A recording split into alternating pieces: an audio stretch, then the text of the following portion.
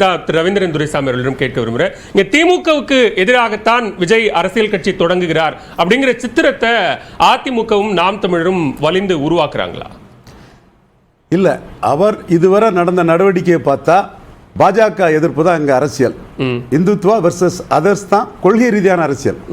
கட்சி ரீதியா வெற்றி ரீதியான அரசியல் காமராஜ் வெர்சஸ் அதர்ஸ் 52, 57, 62 பெரிய டால் லீடரா இருக்கும்போது இண்டிவிஜுவல் லீடர் இணையா இல்லாத டைம்ல இருந்த மாதிரி ஸ்டாலினுக்கு எதிராக தான் இன்னைக்கு அரசியல் இருக்கு. ஸ்டாலினுங்கிறது காமராஜ் கட்சியை கைப்பிடிச்சு எதிரிகளை வெளியே அனுப்பிக்கிட்டு அசர்ட்டிவா நின்னாரு.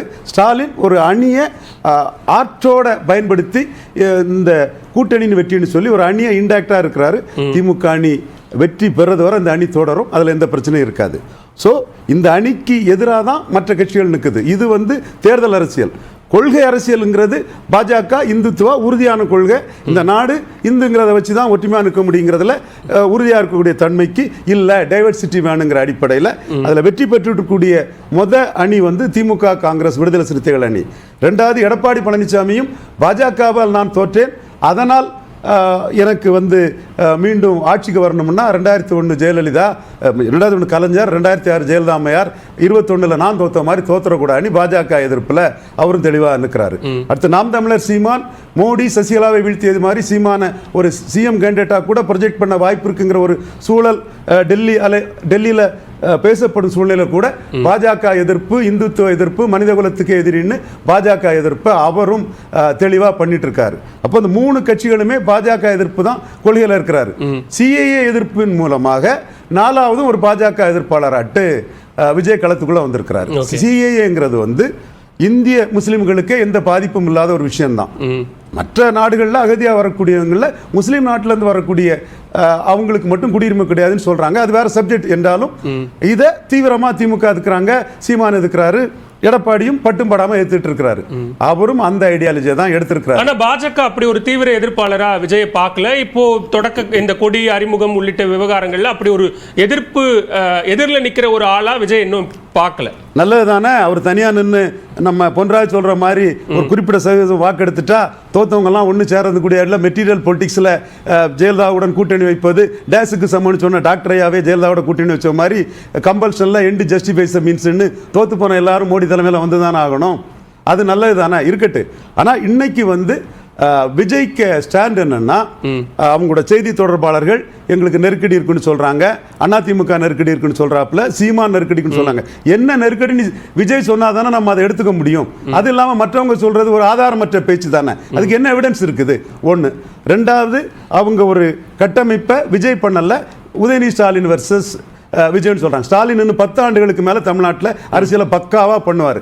அப்போ இந்த கட்டமைப்பு பண்றவங்களையும் விஜய் அதை என்டால்ஸ் பண்றாரா, தப்பு, இது அநாகரிகம், மனிதாபிமானமற்ற செயல்னு சொல்றாராங்கிறத விஜய்க்கு மனச்சாட்சிக்கு நான் இதுல விட்டுறேன். அதே வேளை உதயநிதி ஸ்டாலின் விஜயோட லியோ படம் வரும்போது விஜய் அண்ணா சூப்பர், பாட்டு super, fight super, stunt super, Lokesh Kanagaraj university, அது இது டைரக்ஷன் சூப்பர், ஆர்ட் டைரக்ஷன் சூப்பர்னு படத்தை 2 நாளைக்கு முன்ன புக் மை ஷோல படம் நல்லா இருக்கும் ரெட் ஜெயண்ட் உதயநிதியே சொல்லிட்டாரு. சினிமா வேற அரசியல் வேற அப்படின்னு பிரிச்சு பார்க்க கூடாதா?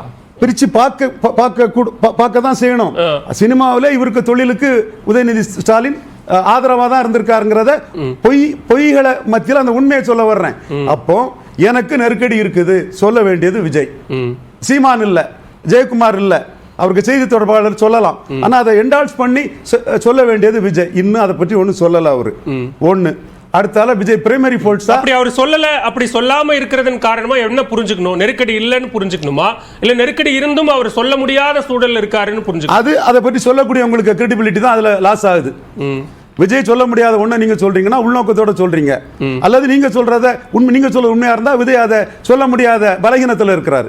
அது அவங்களுக்கு தான் தெரியும். நாம அதுல என்ன முடிவுன்னு எடுக்க முடியாது. நெருக்கடியே இல்லாம இவங்க போய் சொன்னாங்கன்னா விஜய் எனக்கு ஏன் நெருக்கடி இருக்குன்னு சொல்லணும், அவருக்கு என்ன வந்தது, சொல்ல வேண்டிய அவசியம் இல்லை விஜய். அடுத்தபடியா விஜய்க்கு பொசிஷனிங், அதுல பொன்ராஜ் தெளிவா சொன்னாரு, ரகு அதுல ரெண்டு இதயத்தையும் சொன்னார். பொன்ராஜ் தெளிவா சொன்னாரு, ஃபர்ஸ்ட் எலெக்ஷன் நிரூபிச்சு தான் வரணும்னு சொன்னாரு. செய்தி தொடர்பாளர் நண்பர் வந்திருக்கிறாரு, அவரும் நிரூபிச்சுட்டு பிரைமரி ஃபோர்ஸ் தான் எல்லாரும் விரும்புவாங்க. பட் நான் பிரைமரி ஃபோர்ஸ் தான்ங்கிறதையும் விஜய் இன்னும் உறுதிப்படுத்தல. நான் இல்ல பிரைமரி ஃபோர்ஸ் தான் அப்படிங்கிறதுக்கு விஜய் கிட்ட இருக்கக்கூடிய விஷயங்கள் என்ன? கமல்ஹாசன் பிரைமரி ஃபோர்ஸா வந்தாரு, 38 MP தொகுதி நிறுத்தினாரு. கிரவுட் புல்லிங் கெபாசிட்டியே போதும். தமிழ்நாட்டில் வேற ஒன்றும் வேண்டாம். கொள்கை சொல்றாங்க, க்ரோட் பில்லிங் கெப்பாசிட்டியே போதும். சீமான் பேச்சு திறமை இருந்து 214 போட்டாரு. விஜயகாந்த் தில்லா வந்து நின்னாரு. ரஜினிகாந்த் தோத்த இடத்துல ஊதி பறக்க விட்ட பலூன்ல ஊசியை வச்சு குத்தி நான் இது பண்ணிட்டேன்னு டாக்டர் ராமதாஸ் சொன்னாரு. அந்த ராமதாஸ் கிட்ட போய் அடினா அடிக்கிறதுக்கும் வெட்டுறதுக்கும் குத்துனா குத்துறதுக்கும் உனக்கு ஆள் இருக்கும்போது எனக்கு ஏன் ஆள் இருக்கக்கூடாது? நீ நான் நடிகர் சங்க தலைவர், பாபா படப்பிட்டிய தைரியம் இருந்தா பகல்ல வந்து எடுத்துட்டு போயிருக்கணும் அப்படின்னு சொல்லிட்டு விருத்தாச்சலத்தில் பன்னுட்டி அண்ணன் அட்வைஸில் பன்னுட்டி அண்ணன் இதில் அங்கே போய் நின்னாரு. கள்ளக்குறிச்சியில் முருகதாஸ் கல்யாணத்தில் போல்டா நின்று ராமதாஸ் எடுத்து அப்புறம் களத்துக்குள்ள வந்தார். பலம் என்ன? அவருக்கு துணிச்சல், அந்த ஆளுமை, நடிகர் சங்கத்தில் இருந்து ஒரு இதை நடத்தி காட்டின லீடர்ஷிப் பிளஸ் சினிமா ஹீரோங்கிற ஒரு பாப்புலாரிட்டி. அன்னைக்கு கஜேந்திரா எல்லாம் தோல்வி அடைஞ்ச படம் தான்.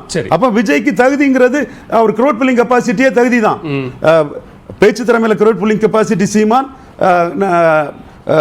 நம்பர் 2 வாட்டு பெரிய லெவலில் இருந்த க்ரோட் புல்லிங் கெப்பாசிட்டியில் கமலஹாசன், பட்டி தொட்டி எல்லாம் சிஎன்டியில் நம்பர் 1 சொல்ல அளவில் இருந்த விஜயகாந்த் க்ரோட் புல்லிங் கெப்பாசிட்டி அது விஜய் கிட்ட இருக்குது. இதை வச்சுக்கிட்டு அவர் பிரைமரியாட்டே நாளைக்கு வரலாம், மாநாட்டில் அறிவிக்கலாம்.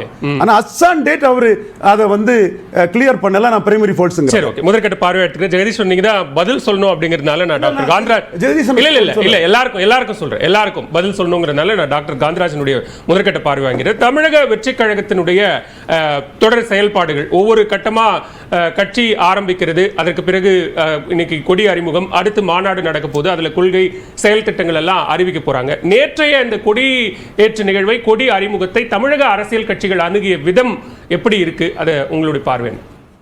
தமிழக எந்த கட்சி பார்த்தா என்ன, அரசியலுக்கு வரேன்னு சொல்லி 6 மாசம் ஆச்சு.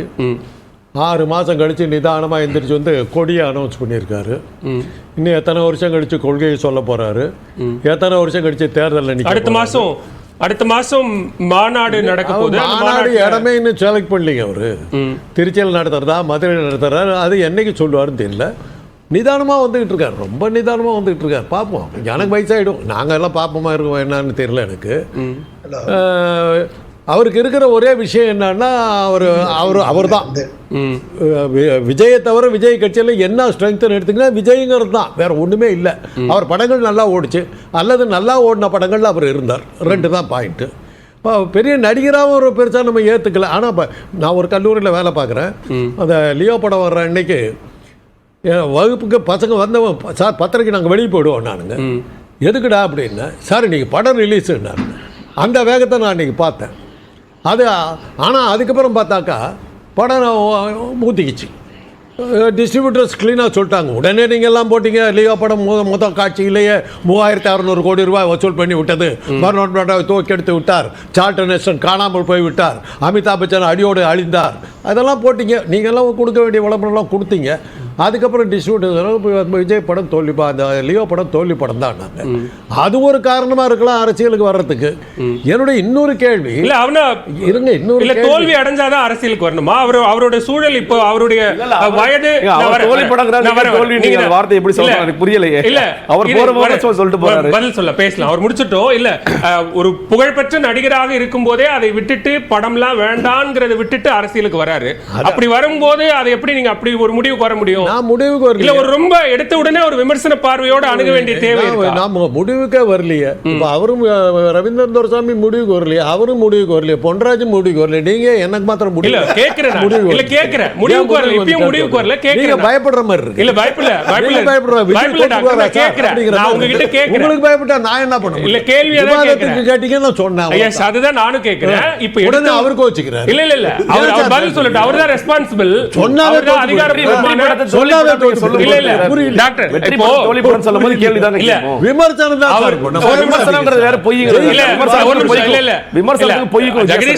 அதிகாரப்பூர்வமா தமிழக வெற்றி கழகத்தினுடைய செய்தி தொடர்பாளர், அவர் பதில் சொல்லட்டும்ங்கிறதுனாலதான் நான் உங்களுடைய பார்வையை சேர்த்து வாங்கப்பட்ட ஜெகதீஸ்வரனா போனார். இல்ல இல்ல, நான் வந்து கேள்வியா தான் கேட்கிறேன். எடுத்த உடனேயே இப்படி ஒரு விமர்சன பார்வையோட அணுக வேண்டிய தேவை. 3 பேரும் சொன்னதுக்கு பிறகு 4ஆவதா தாங்க நான்